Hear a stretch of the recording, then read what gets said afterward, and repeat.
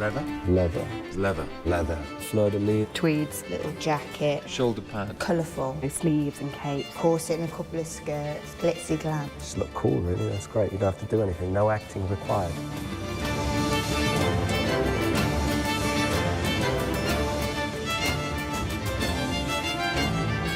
I've sort of always wanted to wear this costume.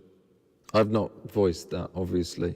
I did realise probably every costume fitting I've ever been to, even if one is playing a priest or a greengrocer, you always, no matter what you're playing, you kind of scan the rail for a bit of leather. And you think, I wonder if I'm wearing that. And you often aren't. And you go, that's fine. One day I will. And here I am. Our costume designer, Phoebe de Gay, makes me laugh. If you spend any time in her company, she brings you into the world of the costume. Her whole concept, right from the word go, about how to make each one of these musketeers individual and yet bring them completely away from the old received idea of what a musketeer is, with sort of flouncy hats and tabards and big feathers. Masculinity, and all getting sort of down and dirty with it, and mud and leather, and there's lots of wear on the leather, and you see all the marks of their past battles. My costume was a herd of wildebeest which had been slaughtered and then gutted and then sewn together and then draped over my body. It's just basically leather, top to toe. These are some of the early sketches for the Musketeers. Starting to distinguish them by having their different colours really was a key thing, and yet keeping within a kind of palette that would then work with the other Musketeers, because we had stock stuff that we had to sort of build the whole look to mesh together.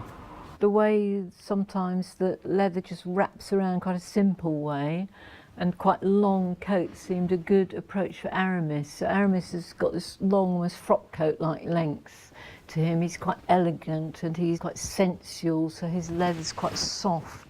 These boots are great as well. I mean, they're like puss in boots. They can go all the way up.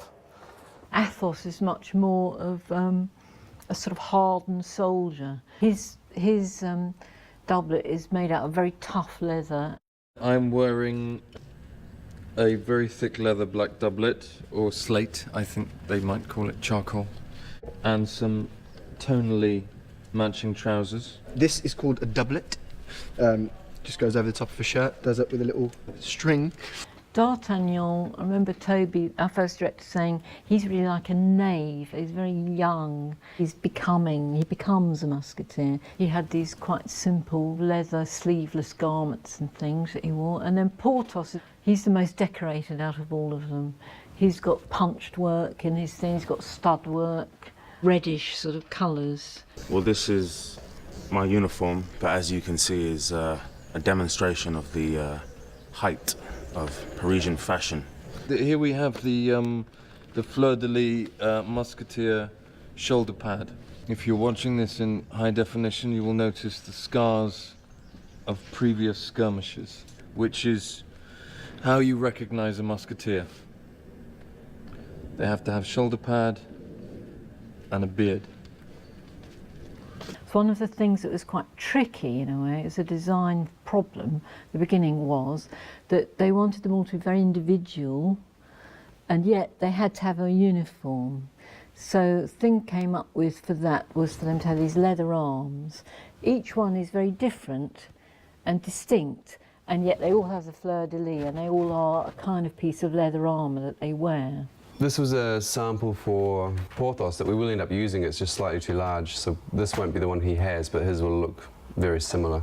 It all starts as flat hides like this of veg tan, all cut flat and then wet and moulded and then put together. Well, now I'm just transferring the design onto the leather. Yeah, so that's where it starts. And then use any of these tools that are suitable to create a texture or pattern. There's no hard and fast rules, it's just whatever looks good. And having a sharp blade is essential, and the cutting is the most important part of it. You can sort of fix most other things if it goes wrong, but if you cut wrong, then You can't really. Well, now, just to bring that all out, I would bevel the edge of it. You can see what the tools are doing there. It's just about leveling the background to bring out the texture of the design.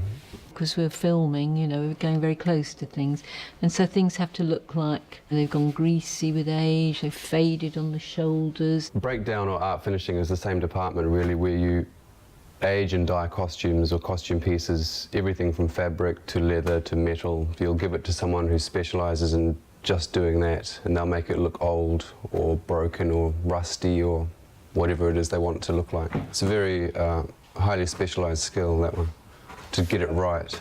First sequence we shot is in heavy driving rain with a posse of fake musketeers all had these hats, which I realised they worked like gutters. That's what they would have done at the time, because the water just pours out of the front of the hat. So things like that are great, because you sort of get in touch with the period, but in a quite interesting way. Very practical, the hats. Actually, there's a good little tidbit with a hat when you fire one of these. Fire would come up. A good way of doing it is you would just go like that and protect your face. Found this fantastic leather that was all it was all slit with a razor. So it's got these kind of tiny lines on it, and when you see these cloaks, you don't know what they're made of. They could be kind of wool. They're just very supple and they hang very well. They have these sort of set-in long sleeves that are all buttoned. I think there's 100 buttons per cloak. So anyway, we started filming, all the buttons fell off. We're filming in the rain, there's buttons everywhere, all over the set. They all had to be re-sewn on because everything was made in such a hurry. So anyway, but finally they all got sewn on, so they stayed on. This is my standard going to work, torturing, no one expects the Spanish Inquisition type of outfit. This was some reference for Richelieu. This was an idea that everyone was very keen on, that he should be a mixture of armour and red robes. You very rarely see him in ecclesiastical things.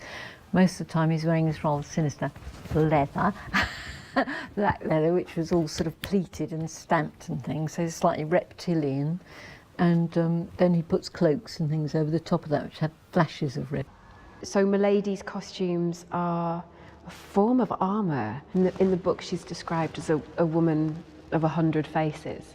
So there's so many layers and ways these costumes can transform. She sort of skulks in the shadows quite a lot. First dress we did for Milady, which was all draped, it looks like she just tossed the thing together, but actually it's incredibly complicated. It's all one piece of fabric, comes across the back through, makes the sleeve, you know, turns into the hood. The girls in that time wore very high hair, which is not necessarily flattering and it's not very free. So what we did is we researched it, and then I looked for modern equivalents, if you like, things in Vogue or other magazines so had a very modern twist to it. So it flavoured that way, but it was also had a modern eye. We kept court quite strict.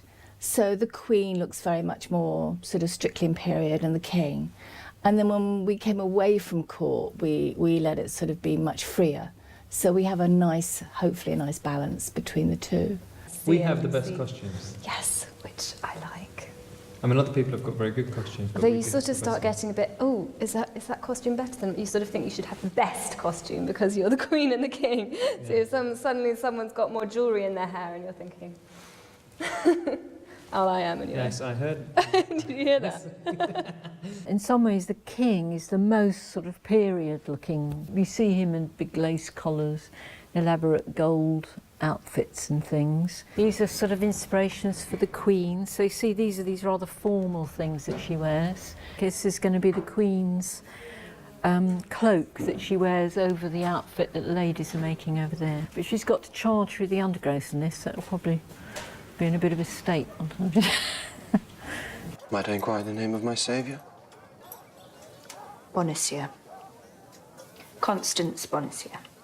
Constance is very different, sort of slightly prim at the beginning, but then she becomes entangled with D'Artagnan romantically, and so she starts to kind of loosen up and blossom. She has like a corset and a couple of skirts that she changes. She takes care of herself.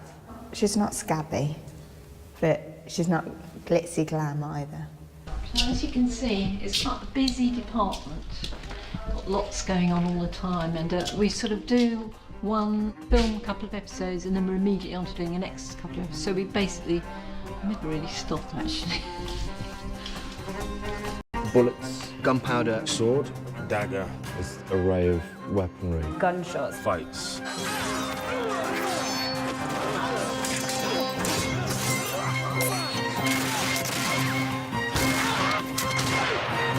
Another time.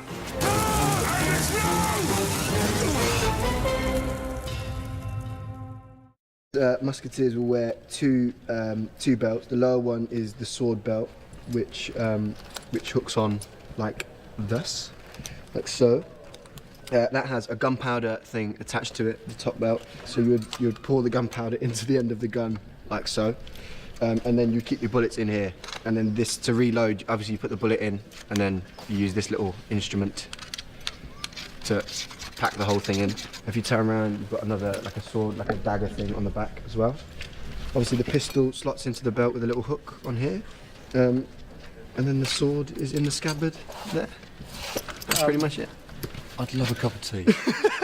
In your own time. First of all, we have a sword. This blade is a metal blade and is for close-up. It's not for fight, just for wearing. There is a special blade, it's a little bit thicker and is from alloy, and he's a little bit lighter, and we can use it for a fight. It means for training, for fighting. Of course, if we are using something special, a special trick like falling from a horse, falling from rocks, or maybe hitting someone to the face or beating someone, we are using the rubber stuff like that. You can see that's you can beat something and no one can see it in. And there is a wooden blade. It means it's not good for falling into the water, but the others is fine. Yeah. Of course, we are using for actors, maybe like a Porthos. This is Porthos stuff. Yeah, sharp blade, metal one for Porthos. You can see the nice blade for close-ups. And the same replica of these weapons, but more lighter. It is a wooden one, and of course, again, the plastic, rubber dummies. And or if it will be some close-ups, we are using some retractable blades like that. It works like that. It means you can see the blade, and but now I'm missing the rest of the blade. That's why I'm using, of course, on the body. The same is a long sword. Fighting, and you can stop someone like that, and it's enough cheating. It's forbidden to fight with this because there is a mechanism inside, and this is a thin metal, and if you will cut from any side, you will bend it and it doesn't work. It's kaput. This is my pistol. The other musketeers have powder horns. I've got little pouches, which I think are the advanced version where you would just fill it in with powder and then chuck that in there as well. Chuck the ball in and do that movement, which D'Artagnan did so beautifully earlier on. And of course we are cheating because movie. And we are using the system for the electric system. Yeah, it means inside is some sparkling stuff for battery, and we are just pulling and making the sparks and firing from a barrel. And I am ready for fire again. Yeah, like that. And of course for falling and for beating or for I will use my colleague Aleš. Yeah, you can beat him like that, and that's it. Yeah. And there is a bullet. Looks like that. It's from lead. Yeah, it's from lead. This is an arquebus, which is a rifle of the time. This is my strap where I hook the arquebus on so I can have free hands. And it's for riders because it's a little bit longer. You can shoot it from a longer distance, and then if you want to reload it, just put it like that, and then same. Like with a pistol before, and loading, finishing the load, and still you can ride, yeah, and then just aiming and fire. Musket is the longest gun in this period, and because it's a heavy barrel, they are using the support like the fourquet, yeah, like that, and they are using for this and aiming and staying long time, you know, and they just fire again on the pane, filling with the black powder, then just holding like that, aiming, open the pane, and then just making like a, and again, like that. Yeah, it's quite slow, of course, but with a bigger bullet than the front pistol, and they can damage it a lot of stuff. Yeah.